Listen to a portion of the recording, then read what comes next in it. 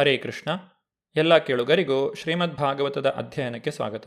ಶ್ರೀಮದ್ ಭಾಗವತವು ಆಧ್ಯಾತ್ಮಿಕ ಜೀವನದಲ್ಲಿ ಪ್ರಗತಿಯನ್ನು ಸಾಧಿಸಲು ಬಯಸುವ ಮನುಷ್ಯನು ಪರಿಪೂರ್ಣತೆಯನ್ನು ಪಡೆಯಲು ಅನುಸರಿಸಬೇಕಾದ ಸಾಮಾನ್ಯ ಧರ್ಮಗಳನ್ನು ವಿವರಿಸುತ್ತದೆ. ಪ್ರಹ್ಲಾದ ಮಹಾರಾಜನ ಮಹಿಮಾತಿಶಯಗಳನ್ನು ಕೇಳಿ ಯುಧಿಷ್ಠಿರ ಮಹಾರಾಜನು ತುಂಬ ಸಂತುಷ್ಟನಾದನು. ಈಗ ಅವನು ನಾರದ ಮುನಿಗಳನ್ನು ಮನುಷ್ಯನು ನಿಜವಾಗಿ ಅನುಸರಿಸಬೇಕಾದ ಧರ್ಮದ ಬಗ್ಗೆ ಮತ್ತು ಮಾನವ ಸಂಸ್ಕೃತಿಯ ಉತ್ತುಂಗ ಶಿಖರವಾದ ವರ್ಣಾಶ್ರಮ ಧರ್ಮಗಳ ಬಗ್ಗೆ ಕೇಳಿದನು. ಯುಧಿಷ್ಠಿರ ಮಹಾರಾಜನು ಈ ವಿಷಯಗಳ ಬಗ್ಗೆ ನಾರದ ಮುನಿಯನ್ನು ಕೇಳಿದಾಗ ನಾರದ ಮುನಿಗಳು ತಮ್ಮ ಸ್ವಂತ ಹೇಳಿಕೆಗಳನ್ನು ಹೇಳದೆ ಭಗವಾನ್ ನಾರಾಯಣನ ಮಾತುಗಳನ್ನು ಉದ್ಧರಿಸಿ ಹೇಳಿದರು. ಏಕೆಂದರೆ ಧಾರ್ಮಿಕ ವಿಧಿ ವಿಧಾನಗಳ ಬಗ್ಗೆ ಭಗವಂತನ ಮಾತೇ ಪ್ರಮಾಣ. ಧರ್ಮಂತು ಸಾಕ್ಷಾತ್ ಭಗವತ್ ಪ್ರಣೀತಂ. ಪ್ರತಿಯೊಬ್ಬ ಮನುಷ್ಯನು ಸತ್ಯ, ದಯೆ, ತಪಸ್ಸು ಮೊದಲಾದ 30 ಗುಣಗಳನ್ನು ಸಂಪಾದಿಸಬೇಕು. ಧಾರ್ಮಿಕ ತತ್ವಗಳ ಅನುಷ್ಠಾನವನ್ನು ಸನಾತನ ಧರ್ಮ ಎಂದು ಕರೆಯುತ್ತಾರೆ. ವರ್ಣಾಶ್ರಮ ಧರ್ಮವು ಬ್ರಾಹ್ಮಣ, ಕ್ಷತ್ರಿಯ, ವೈಶ್ಯ ಮತ್ತು ಶೂದ್ರರೆಂಬ ವಿಭಾಗಗಳನ್ನು ಹೇಳುತ್ತದೆ. ಅದು ಸಂಸ್ಕಾರಗಳ ಬಗ್ಗೆಯೂ ಹೇಳುತ್ತದೆ. ಬ್ರಾಹ್ಮಣನ ಪ್ರಧಾನ ವೃತ್ತಿ ಎಂದರೆ ತಾನು ಭಗವಂತನ ಉಪಾಸನೆಯನ್ನು ಮಾಡುವುದು ಮತ್ತು ಇತರರಿಗೂ ಅದನ್ನು ಹೇಳಿಕೊಡುವುದು. ವೇದಾಧ್ಯಯನವನ್ನು ಮಾಡುವುದು ಮತ್ತು ಇತರರಿಗೆ ವೇದಾಧ್ಯಯನ ಮಾಡುವುದನ್ನು ಹೇಳಿಕೊಡುವುದು. ಇತರರಿಂದ ದಾನವನ್ನು ಪಡೆಯುವುದು ಮತ್ತು ಇತರರಿಗೆ ದಾನವನ್ನು ನೀಡುವುದು. ಬ್ರಾಹ್ಮಣನಾದವನು ಈ 6 ಬಗೆಯ ವೃತ್ತಿಗಳಿಂದ ಜೀವನ ನಡೆಸುತ್ತಾನೆ. ಪ್ರಜೆಗಳಿಗೆ ರಕ್ಷಣೆಯನ್ನು ನೀಡುವುದು, ಇತರರಿಂದ ಕಪ್ಪ ತೆರಿಗೆಗಳನ್ನು ವಸೂಲು ಮಾಡುವುದು ಕ್ಷತ್ರಿಯನ ಕರ್ತವ್ಯ. ವೈಶ್ಯರು ಬೇಸಾಯ ಮಾಡಿ ಆಹಾರ ಧಾನ್ಯಗಳನ್ನು ಬೆಳೆಯುತ್ತಾರೆ ಮತ್ತು ಗೋರಕ್ಷಣೆಯನ್ನು ಮಾಡುತ್ತಾರೆ. ಶೂದ್ರರು ಎಲ್ಲರ ಸೇವೆಯನ್ನು ಮಾಡುತ್ತಾರೆ. ಯುಧಿಷ್ಠಿರ ಮಹಾರಾಜನು ನಾರದ ಮುನಿಗಳಲ್ಲಿ ಈ ರೀತಿಯಾಗಿ ಪ್ರಶ್ನೆಯನ್ನು ಕೇಳುತ್ತಾನೆ. ಪ್ರಿಯ ಪ್ರಭುವೆ, ಮನುಷ್ಯನು ಜೀವನದ ಪರಮ ಪುರುಷಾರ್ಥವನ್ನು ಭಕ್ತಿ ಸೇವೆಯನ್ನು ತಲುಪಲು ಅನುಸರಿಸಬೇಕಾದ ಧಾರ್ಮಿಕ ತತ್ವಗಳ ಬಗ್ಗೆ ನಾನು ತಿಳಿದುಕೊಳ್ಳಲು ಬಯಸುತ್ತೇನೆ. ಸನಾತನ ಧರ್ಮ ಎಂದರೆ ಭಕ್ತಿ ಸೇವೆ. ಸನಾತನ ಎಂದರೆ ನಿತ್ಯವಾದದ್ದು, ಬದಲಾಗದೆ ಎಲ್ಲ ಸಂದರ್ಭಗಳಲ್ಲೂ ಮುಂದುವರಿಯುವಂತಹದ್ದು. ಶ್ರೀ ಚೈತನ್ಯ ಮಹಾಪ್ರಭುಗಳು ಈ ರೀತಿಯಾಗಿ ಹೇಳುತ್ತಾರೆ. ಜೀವೇರ ಸ್ವರೂಪಹಯ ಕೃಷ್ಣೇರ ನಿತ್ಯದಾಸ. ಜೀವಿಯ ನಿಜವಾದ ಕರ್ತವ್ಯವೆಂದರೆ ಭಗವಂತನ ಸೇವೆಯನ್ನು ಮಾಡುವುದು. ನಾವು ಭಗವಂತನ ಸೇವೆಯಿಂದ ದೂರವಿರ ಬಯಸಿದರೂ ಸೇವೆಯನ್ನು ಮಾಡದೇ ಇರಲು ಸಾಧ್ಯವಿಲ್ಲ. ಏಕೆಂದರೆ ಅದು ಜೀವಿಯ ಶಾಶ್ವತವಾದ ಸ್ಥಾನ. ಭಗವಂತನನ್ನು ಮರೆತಾಗ ಜೀವಿಯು ಮಾಯೆಯ ಅಥವಾ ಐಹಿಕ ಶಕ್ತಿಯ ಸೇವೆಯನ್ನು ಮಾಡುತ್ತಾನೆ. ಮಾನವ ಸಮಾಜವು ನಿಜವಾದ ಲಾಭವೇನೂ ಇಲ್ಲದ ಐಹಿಕ ಜಗತ್ತಿನ ಸೇವೆ ಮಾಡುವುದರ ಬದಲು ಭಗವಂತನ ಸೇವೆ ಮಾಡುವುದರ ಬಗ್ಗೆ ಮಾರ್ಗದರ್ಶನ ನೀಡಲು ಕೃಷ್ಣ ಪ್ರಜ್ಞಾ ಆಂದೋಲನವು ಪ್ರಯತ್ನಿಸುತ್ತದೆ. ಪ್ರತಿಯೊಬ್ಬ ಜೀವಿಯು ಸೇವೆಯನ್ನು ಮಾಡುವುದರಲ್ಲಿ ತೊಡಗಿದ್ದಾರೆ. ವರ್ಣಾಶ್ರಮ ವ್ಯವಸ್ಥೆಯಲ್ಲಿ ಬ್ರಾಹ್ಮಣ, ಕ್ಷತ್ರಿಯ, ವೈಶ್ಯ ಮತ್ತು ಶೂದ್ರ ಎಂಬ 4 ವರ್ಣಗಳಿವೆ ಹಾಗೂ ಬ್ರಹ್ಮಚರ್ಯ, ಗೃಹಸ್ಥ, ವಾನಪ್ರಸ್ಥ ಮತ್ತು ಸನ್ಯಾಸವೆಂಬ 4 ಆಶ್ರಮಗಳಿವೆ. ಮಾನವನ ಕಲ್ಯಾಣಕ್ಕಾಗಿ ಯುಧಿಷ್ಠಿರ ಮಹಾರಾಜನು ನಾರದ ಮುನಿಗಳಿಂದ ಸನಾತನ ಧರ್ಮದ ಬಗ್ಗೆ ಕೇಳಿ ತಿಳಿದುಕೊಂಡನು. ಯುಧಿಷ್ಠಿರ ಮಹಾರಾಜನು ಈ ರೀತಿಯಾಗಿ ಕೇಳುತ್ತಾನೆ. ಹೇ ಬ್ರಾಹ್ಮಣ ಶ್ರೇಷ್ಠನೇ, ನೀನು ಸಾಕ್ಷಾತ್ ಪ್ರಜಾಪತಿಯ ಪುತ್ರ. ನಿನ್ನ ತಪಸ್ಸು, ಯೋಗ, ಸಮಾಧಿಗಳಿಂದಾಗಿ ನೀನು ಬ್ರಹ್ಮದೇವನ ಪುತ್ರರಲ್ಲೆಲ್ಲ ಶ್ರೇಷ್ಠನು ಎಂದು ಭಾವಿಸಲಾಗಿದೆ. ಪ್ರಶಾಂತವಾದ, ದಯಾಪರವಾದ ಜೀವನ ನಡೆಸುವುದರಲ್ಲಿ ನಿನಗಿಂತ ಮಿಗಿಲಾದವರಿಲ್ಲ. ಭಕ್ತಿ ಸೇವೆ ಹೇಗೆ ಮಾಡಬೇಕು, ಬ್ರಾಹ್ಮಣ ಶ್ರೇಷ್ಠನಾಗುವುದು ಹೇಗೆ ಎಂಬುದನ್ನು ನಿನಗಿಂತ ಚೆನ್ನಾಗಿ ತಿಳಿದವರು ಇನ್ನೊಬ್ಬರಿಲ್ಲ. ನಿನಗೆ ಧರ್ಮರಹಸ್ಯವೆಲ್ಲ ಚೆನ್ನಾಗಿ ಗೊತ್ತಿದೆ.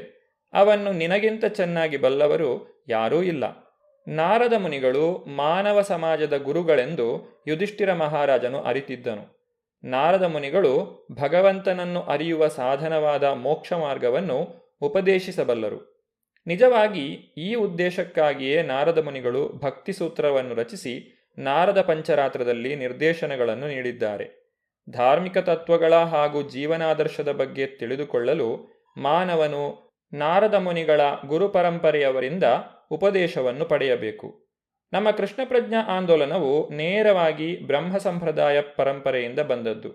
ನಾರದ ಮುನಿಯು ಬ್ರಹ್ಮದೇವನಿಂದ ಉಪದೇಶವನ್ನು ಪಡೆದು ಅದನ್ನು ವ್ಯಾಸದೇವರಿಗೆ ಉಪದೇಶಿಸಿದರು. ವ್ಯಾಸದೇವರು ಅದನ್ನು ತಮ್ಮ ಮಗನಾದಂತಹ ಶುಕಮುನಿಗಳಿಗೆ ಉಪದೇಶಿಸಿದರು. ಕೃಷ್ಣ ಪ್ರಜ್ಞಾ ಆಂದೋಲನವು ಶ್ರೀಮದ್ ಭಾಗವತ ಹಾಗೂ ಭಗವದ್ಗೀತೆಗಳನ್ನು ಆಧರಿಸಿದ್ದು. ಶ್ರೀಮದ್ ಭಾಗವತವನ್ನು ಶುಕಮುನಿಗಳು, ಭಗವದ್ಗೀತೆಯನ್ನು ಶ್ರೀಕೃಷ್ಣನೂ ಹೇಳಿದ್ದರಿಂದ ಅವೆರಡಕ್ಕೂ ಯಾವುದೇ ವ್ಯತ್ಯಾಸವಿಲ್ಲ. ನಾವು ಗುರುಪರಂಪರ ತತ್ವವನ್ನು ಕಟ್ಟುನಿಟ್ಟಾಗಿ ಪಾಲಿಸಿದರೆ ಸರಿಯಾದ ಮೋಕ್ಷ ಮಾರ್ಗದಲ್ಲಿ ಅಥವಾ ಶಾಶ್ವತ ಭಕ್ತಿ ಸೇವೆಯಲ್ಲಿ ಇರಲು ಸಾಧ್ಯ. ಯುಧಿಷ್ಠಿರ ಮಹಾರಾಜನು ಕೇಳಿದ ಪ್ರಶ್ನೆಗೆ ನಾರದ ಮುನಿಗಳು ಉತ್ತರಿಸುತ್ತಾರೆ. ಸಕಲ ಜೀವಿಗಳ ಧಾರ್ಮಿಕ ತತ್ವಗಳ ರಕ್ಷಕನಾದ ಭಗವಾನ್ ಶ್ರೀಕೃಷ್ಣನಿಗೆ ಮೊದಲು ನನ್ನ ಪ್ರಣಾಮಗಳನ್ನು ಅರ್ಪಿಸಿ ನಾರಾಯಣನ ಬಾಯಿಯಿಂದಲೇ ನಾನು ಕೇಳಿರುವ ಸನಾತನ ಧರ್ಮವನ್ನು ಕುರಿತ ಎಲ್ಲವನ್ನೂ ವಿವರಿಸುವೆನು.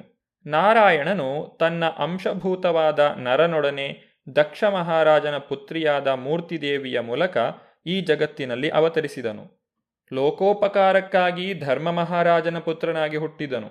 ಈಗಲೂ ಅವನು ಬದರಿಕಾಶ್ರಮ ಎಂಬ ಸ್ಥಳದಲ್ಲಿ ಉಗ್ರ ತಪಸ್ಸನ್ನು ಮಾಡುತ್ತಿರುವನು. ಭಗವಂತನೇ ಸಕಲ ವೈದಿಕ ಜ್ಞಾನದ ಸಾರ. ಅವನೇ ಸಮಸ್ತ ಧರ್ಮಗಳಿಗೂ ಸ್ಮೃತಿಗಳಿಗೂ ಆಧಾರ.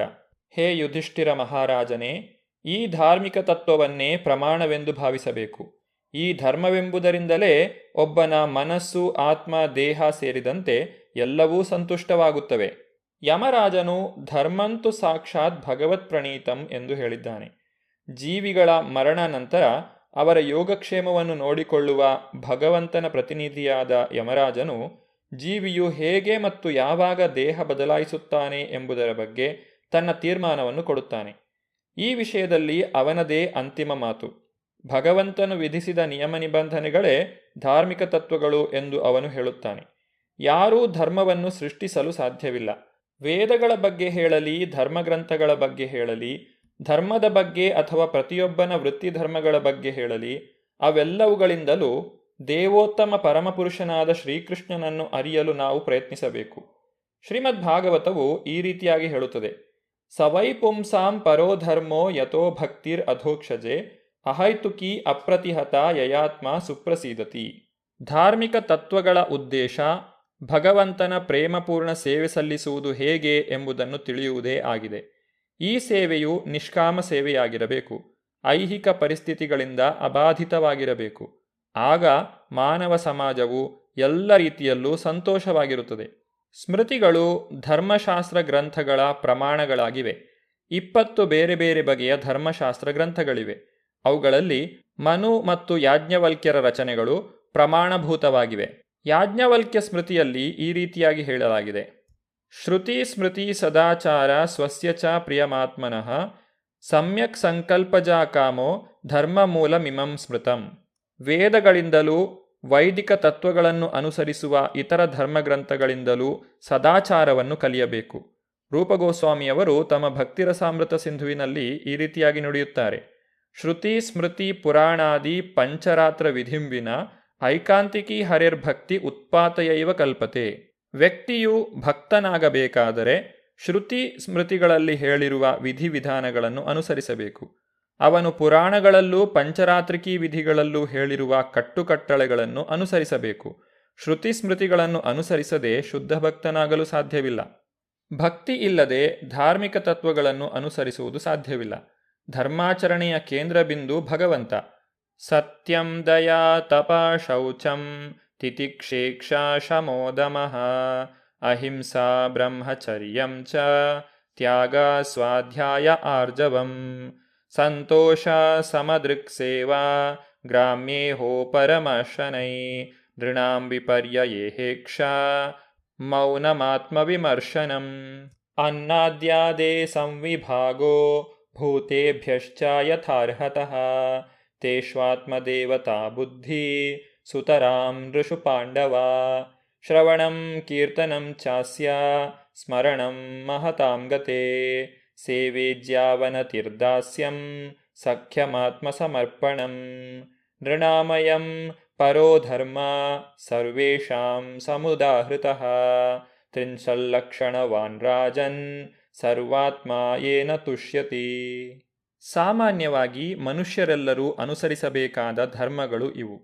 ಸತ್ಯ, ದಯೆ, ತಪಸ್ಸು, ದಿನಕ್ಕೆ 2 ಸಲ ಸ್ನಾನ ಮಾಡುವುದು, ಸಹಿಷ್ಣುತೆ, ಯುಕ್ತಾಯುಕ್ತ ವಿವೇಚನೆ, ಮನೋಜಯ, ಇಂದ್ರಿಯ ನಿಗ್ರಹ, ಅಹಿಂಸೆ, ಬ್ರಹ್ಮಚರ್ಯ, ದಾನ ಧರ್ಮ, ಧರ್ಮಗ್ರಂಥಗಳ ಪಠಣ, ಸರಳತೆ, ಇದ್ದುದರಲ್ಲಿ ತೃಪ್ತಿ, ಸಾಧುಸಂತರ ಸೇವೆ, ಕ್ರಮಕ್ರಮವಾಗಿ ಅನಗತ್ಯ ಕೆಲಸಗಳನ್ನು ತೊರೆಯುವುದು, ಕೆಲಸಕ್ಕೆ ಬಾರದ ಮಾತುಗಳನ್ನಾಡದೆ ಮೌನವಾಗಿರುವುದು, ಆತ್ಮಸ್ವರೂಪವನ್ನು ಅರಿಯುವುದು, ಸಕಲ ಜೀವಿಗಳಿಗೂ ಸಮಾನವಾಗಿ ಆಹಾರವನ್ನು ಹಂಚುವುದು, ಸಮಸ್ತ ಭೂತಗಳು ಪರಮಾತ್ಮನ ಅಂಶವೆಂದು ಕಾಣುವುದು, ಭಗವಂತನ ಮಹಿಮಾತಿಶಯಗಳನ್ನೂ ಉಪದೇಶಗಳನ್ನೂ ಕೇಳುವುದು, ಭಗವಂತನ ಗುಣಗಾನ ಮಾಡುವುದು, ಕೀರ್ತಿಸುವುದು, ಸದಾ ಮಹಿಮಾತಿಶಯಗಳನ್ನು ಸ್ಮರಿಸಿಕೊಳ್ಳುವುದು, ಭಗವಂತನಿಗೆ ಸೇವೆ ಸಲ್ಲಿಸುವುದು, ಪೂಜೆ ಮಾಡುವುದು, ನಮಸ್ಕರಿಸುವುದು, ಸೇವಕನಾಗುವುದು, ಮಿತ್ರನಾಗುವುದು ಮತ್ತು ಪೂರ್ಣವಾಗಿ ಶರಣಾಗತನಾಗುವುದು.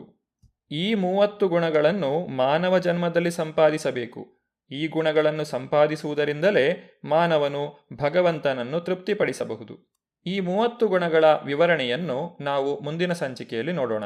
ಧನ್ಯವಾದಗಳು. ಹರೇ ಕೃಷ್ಣ.